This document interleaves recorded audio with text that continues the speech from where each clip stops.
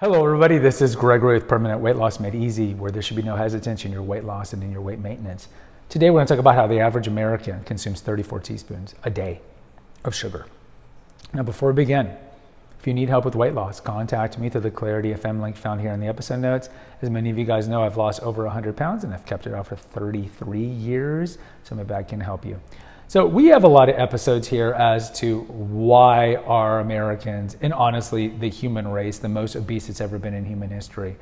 And I can narrow it down to a bunch of things. We can talk about psychological reasons, or we can talk about the food supply as it is, and we'll hit both of these. But the psychological reason is that we eat our feelings. We have a disordered relationship with food, those who are overweight. Same thing you could say about people who drink too much, gamble too much, whatever it is we turn to food to soothe us and to nurture us and maybe to overcome childhood trauma. Now, when it comes to the nutritional reasons, where are the 34 teaspoons coming from? We do have an episode here, I think there's like a 3-part series of healthy things that we think that are healthy that actually have a lot of sugar. And if you look, for example, condiments, ketchup, barbecue sauce, honey mustard, tons of sugar. You look at how the way most people will eat yogurt, even Greek yogurt, they put tons of sugar, right? There's tons of sugar if you buy the Greek yogurt already made.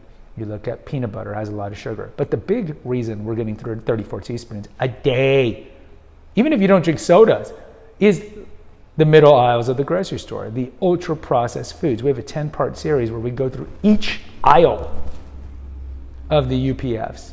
That's where we're getting a lot of calories and no nutrition.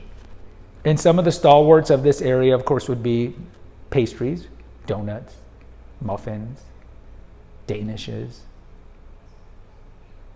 and then cereals. I mean, look up the history of Kellogg's, the guy of Kellogg's fame.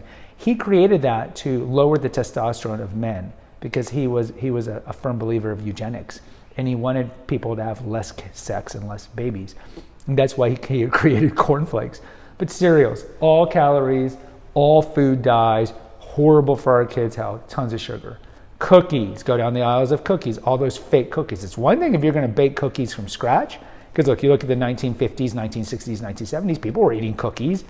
They weren't fat. But you look down the cookie aisle, Oreos, whatever it is, vanilla wafers, again, all sugar. Sugar, sugar, sugar, sugar, sugar, sugar, sugar. Candy, sugar, sugar, sugar, sugar, sugar, sugar, sugar. Just everything is sugar.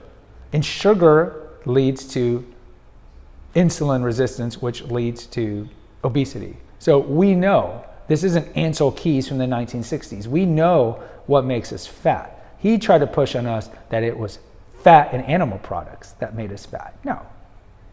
It's ultra processed foods, it's simple carbohydrates. So you look at the flour in your bread, in your pizzas, in your rice, all these are going to convert essentially to simple carbohydrates, not as quickly, and they do have a little more nutrition than just sugar, but all these are horrible and we need to stay away from them. Guys, post in the comments. I'd like to hear from you. Until next time, take care, God bless and pray.